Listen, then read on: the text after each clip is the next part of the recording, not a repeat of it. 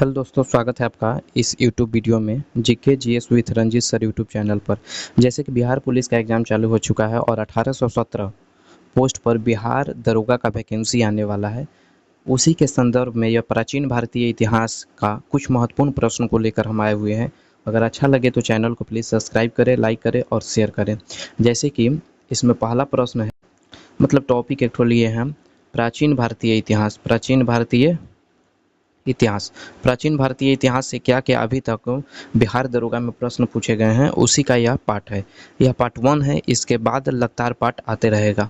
तो चलिए देखते हैं पहला प्रश्न इसका।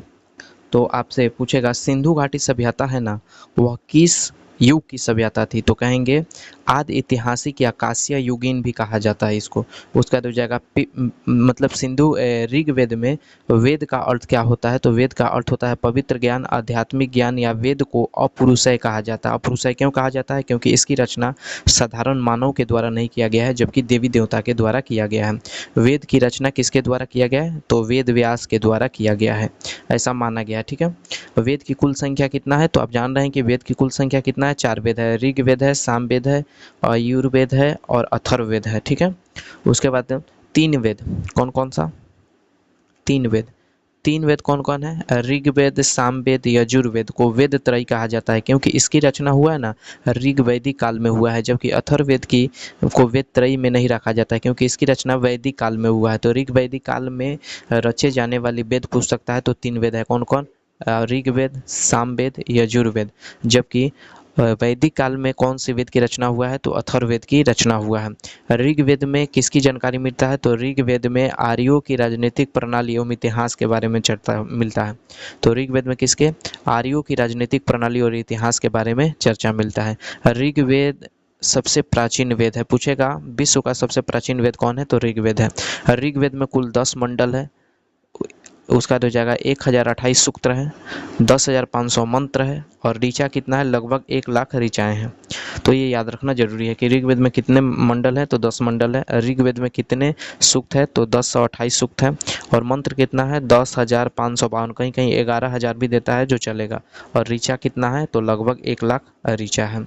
ऋग्वेद के दूसरे और 7वें मंडल को कौन सा मंडल कहा जाता है? तो प्राचीनतम मंडल या वंश मंडल इसे कहा जाता है। ठीक है, उसके बाद है ऋग्वेद का जो 7वां मंडल है उसे कौन सा मंडल कहा जाता है? प्राचीनतम मंडल कहा जाता है। हस्तलिखित शब्दों का प्रमाण, पहली बार हाथ से लिखा हुआ शब्द का प्रमाण कौन सा मिला है? तो ऋग्वेद के 8वें मंडल से मिला है। उसके बाद पूछेगा 9वें मंडल में किसकी चर्चा है? तो सोम देवता की चर्चा है। 9वें मंडल में कहा गया है कि मैं कवि हूँ, मेरे पिता वैद्य है और मेरी माता है वह क्या है? चक्की चलाती है या गृहिणी है। ठीक है, तो कौन सा मंडल में सोम देवता की चर्चा है? तो सोम देवता की चर्चा है 9वां मंडल में। तीसरे मंडल में गायत्री मंत्र की चर्चा किया गया। बहुत बार प्रश्न पूछा गया, जैसे बिहार पुलिस का भी एग्जाम हो रहा है उसमें पूछेगा ही, तो पूछेगा कि ऋग्वेद की चर्चा ऋग्वेद के कौन से मंडल में है? तो तीसरे मंडल में। उसका तो जाएगा 8वें मंडल में, वरुण देवता को समर्पित है। वरुण देवता की चर्चा सबसे अधिक बार ऋग्वेद में मिला है। कितना? तो कहेंगे 250 बार। कितना? 250 बार मिला है। 250 बार मिला है ऋग्वेद में। ठीक है, आगे देखते हैं।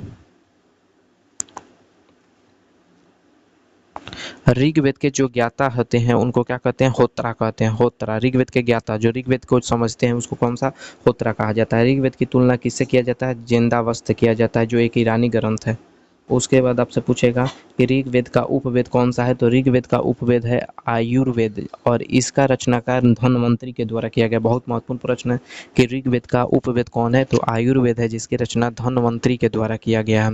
और उसका तो जाएगा सामवेद। सामवेद का अर्थ क्या है? तो गायन से है, गीत जो उसमें है, गीत की रचना सब सामवेद में किया गया है। सामवेद में देवकी पुत्र कृष्ण की चर्चा पहली बार किया गया। भगवान कृष्ण की चर्चा पहली बार कौन सा वेद से मिलता है? तो आपका सामवेद से मिलता है। उसके बाद हो जाएगा सामवेद में कुल कितने ऋचाएँ हैं? तो 1875 है। इसमें 75 ऋचा को छोड़कर 1800 जो ऋचा है वह सब किससे? ऋग्वेद से लिया गया है। उसके बाद है आपका कि भारत में संगीत का जन्म स्थली किसको माना जाता है? सामवेद को माना जाता है। सामवेद का उपवेद कौन सा है? गंधर्व वेद है, जिसकी रचना भरत मुनि के द्वारा किया गया था। और सामवेद के ज्ञाता को कौन सा कहते हैं? उद्गाता कहते हैं। देखिए दोस्तों, तो यह था आपका ऋग्वेद और सामवेद। अभी बचा है अथर्ववेद और आपका अथर्ववेद और ये सब बचा हुआ है, जिसकी वीडियो अगला पार्ट में आएगा। अगर आपको यह अच्छा लगा हो तो प्लीज़ आप इसको क्या कर सकते हैं, आप इसको सब्सक्राइब कर लीजिए, लाइक भी कर दीजिए और अपने दोस्तों के बीच क्या कीजिए, शेयर भी कर दीजिए।